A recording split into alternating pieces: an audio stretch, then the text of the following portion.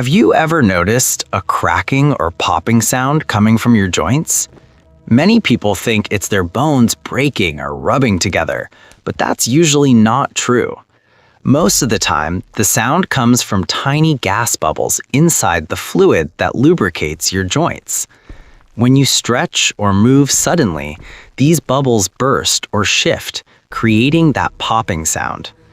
Sometimes tendons or ligaments also move slightly over the bones, making a small click. In most cases, this is completely normal and harmless. But if the sound comes with pain, swelling, or stiffness, it might be a sign to check with a doctor. Because understanding your body helps you protect your bones and joints.